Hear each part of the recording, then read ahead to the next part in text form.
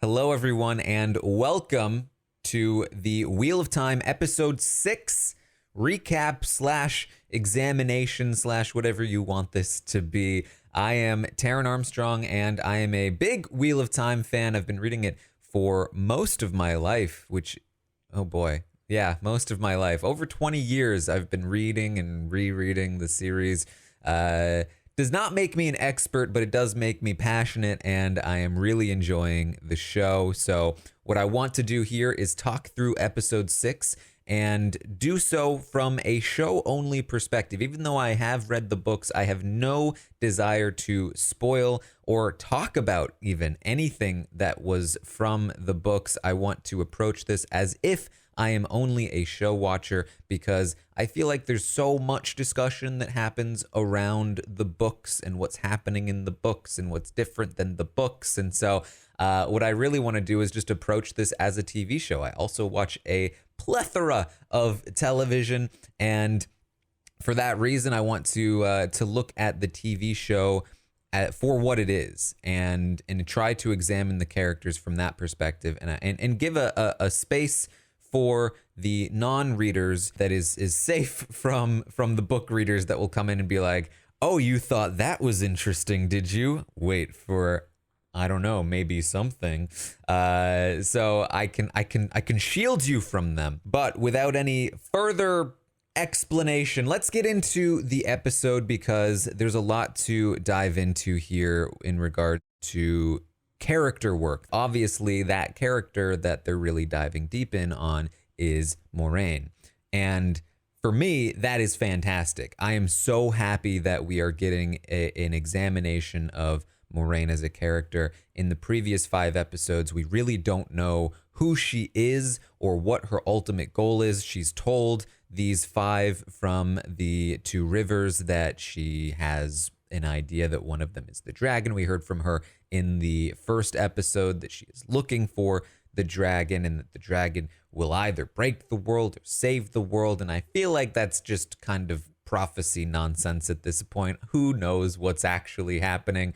But what we're doing here is really examining Moiraine on multiple levels, right? We're examining what her actual plan is, who her allies are, who her enemies appear to be, and also who she is as a person. What kind of emotions does she have? What kind of feelings does she have? All of that is super important in this episode, and I was really, really happy to be able to explore it from this perspective, because we're introduced to the world sort of from her perspective, but primarily from the 2 Rivers folk perspective of kind of like wide-eyed learning about what's going on. Who's the dragon? Do they have wings? What's this channeling nonsense about?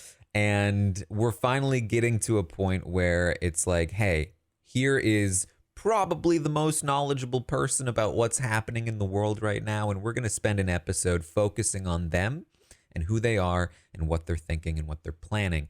And we don't learn everything, I imagine, but I do think we learn a lot. And that's what I'm really interested in this episode. And we also have a new goal. They must go to the eye of the world to defeat the Dark One. Oh boy, quite the shift from where I think it felt like it was heading here. It feels like we were very slowly building up this big world, and then it was like, whoa, final battle, everyone, let's go. So we started the episode with an introduction to Siuan Sanche, the Amyrlin seat to be, as we are introduced to her as a child, and she is growing up with her father as a fisherman, and she's helping him by channeling, but doesn't seem to be something that's very well accepted here, which does kind of give a little bit of credence to what Leandrin said in the previous episode about men not really enjoying women who show a spark. And ultimately their house gets burned down with a symbol drawn on the door, which is pretty universal language for not great, not a good thing, don't want to be here. So the father, very reluctantly and very emotionally, and I really felt this performance was so good. I just felt this, and I'm so invested in this show that I'm getting emotional. I'm getting invested in like everything they try. I don't know if that's not as widely experienced, but for me, it's very impacting. And I don't always I'm not always all in with shows, so I've really appreciated it. I thought the father did a great job here, sending his daughter away to go to the White Tower. We then come back to the introduction of Siuan in present day as the Armelin seat, and I feel like this does tell us a little bit about the politics of the White Tower, that a destitute girl was able to show up at the White Tower and eventually become the Armelin seat. So we see that Logain, who has been gentled and is a broken man, not unlike, I imagine, what Stepan was going through in the previous episode, just hoping to die. And he doesn't have the agency, unlike Stepan, to actually make it happen. So he's going to try his best to make it happen via the Aes Sedai in this chamber. And Siuan sees right through it. She's like, I see what you're doing. You're trying to get us to kill you, but it's not going to happen. She's kind of mean about it, but, you know, I guess he's kind of a war criminal at this point, so that's pretty fair. And he was being a bit of a jerk, right? They drag him away as he begs to die. I mean, this is a fate worse than death, truly, it seems. And it definitely lends some credibility to the idea that, like, hey, maybe we don't want Mat to go into this White Tower just yet. If he can channel, I don't know if he should be there. Maybe not the best idea. We then have Liandrin, Moiraine, and Alanna having to explain themselves for the gentling of Logain without a proper trial. Liandrin is very much like, what did you, hey, I know I'm in trouble, but did you know about what Moraine's been up to? Because I don't know what Moraine's been up to. I don't think anybody knows what Moraine's been up to. She brought this woman along who can channel, and all of a sudden she's channeling so hard her braid's flying in a million places.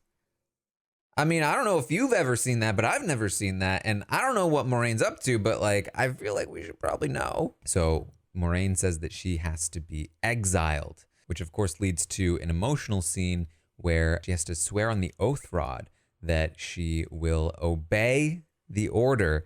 Rosamund Pike is incredible as Moiraine. You can really see somebody who has dedicated their life, has given up essentially their life. She's out on this mission to find the dragon, to fulfill these prophecies, whatever they are, and it means that she can't be with her lover. You feel that sacrifice, and you can see why Moiraine is the way that she is, because she can't embrace these feelings. She probably has to spend all of this time away focused on not thinking about the time that she is missing out on with the person that she cares about.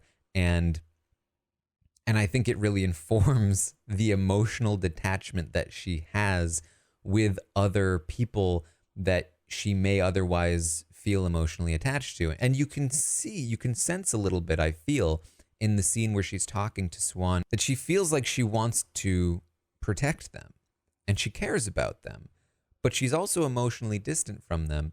One, because she's experienced at being emotionally distant, but also because of, I think the other thing here, there's a big dragon in the room, meaning that one of them is a dragon, all of them is a dragon, whatever it is, it's probably not going to be a fun ride for the dragon. And she probably feels a hint of guilt about that, I would imagine. And then there's the other thing. If there is only one dragon, Moiraine says they're all going to die, everyone but the dragon. She's putting them all in danger, and that also requires a lot of emotional distance. The other thing I found interesting about Moiraine in this episode is that she did hide the bond or mute the bond with Lan when she went to go see Siuan, because up until this point, it seemed like Lan was the person she was the closest to, that she seemed to share literally everything with, feelings included, and yet she still does want this privacy from him. And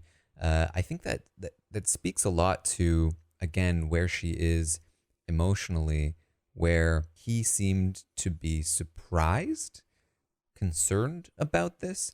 Not that he like wanted to be in on it or anything, but that he was like, whoa, I got to protect you, you know? as though he expected that she wouldn't mute the bond. That's where I still feel like there is some more mystery to be explored here with Moiraine and where she's coming from. But I do think it's been very enlightening in this episode about who she is and what she feels, and why she acts the way that she does and interacts with the people around her the way she does. Additionally, in this episode, we are going to basically visit all of the Two Rivers characters.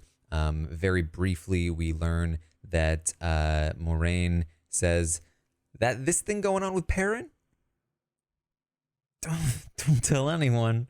Not great. All season, Perrin has been burying the shame of what happened to his wife. Just as he's finally able to reveal that shame to Egwene, he is now faced again with something that he's going to have to hide from the world. Poor guy. On the flip side of it, when she finds that Mat is sick with the dagger, she's like, why did you tell me? You idiot. Nynaeve. You almost killed him. But it does appear that there was something wrong with Mat, and that, of course, was the dagger that he picked up from Shadar Logoth. And Moiraine is going to heal him of it.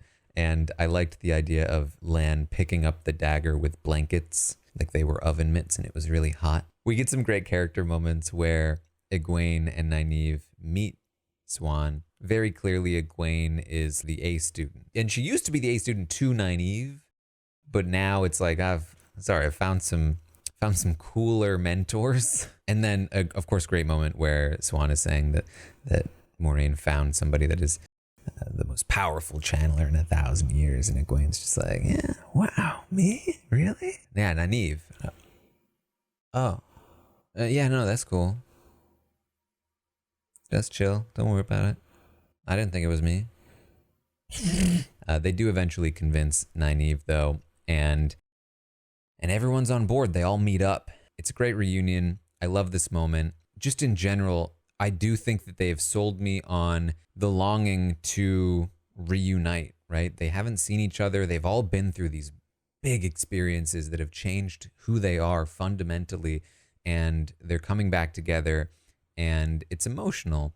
And I'm excited to see in the next episode more of their interactions now that they have gone on their own journeys, to sort of get back in touch with who they are now as people, and what that means for their relationships. That's something that I'm really excited about, that I hope they explore a lot in the next episode, because I feel like there's a lot to mine in that, and especially in the context of traveling in this very spooky place. I feel like there could be a good contrast there. And then at the end, we see Mat stay behind. I could speculate on this, maybe, but for me, it's one of those things where it's like, I'm sure we're going to get some insight to this in the next episode, and I don't really feel like it's worth speculating on. Speculating isn't really something that I care to do much anyway. We're all going to find out. What I'm interested in is talking about what we do see, and what it means for the characters, and what I found interesting in what I saw. So hopefully that's interesting to anybody watching this as well. But I hope you enjoyed it. This was my first attempt at something like this. Obviously, I have done similar things, done podcasts, stuff like that. But if you enjoyed this, please let me know in the comments. Either way, I hope you enjoyed this video. I will be back for a review of episode 7 as well. And then, of course, episode 8. And I'll go back and do the other episodes as well. Maybe do just a full season review. Again, I'm new to this, so any encouragement that you have will go a very long way, and I will be very, very appreciative. Thank you so much for joining me here. I'll see you in the next one.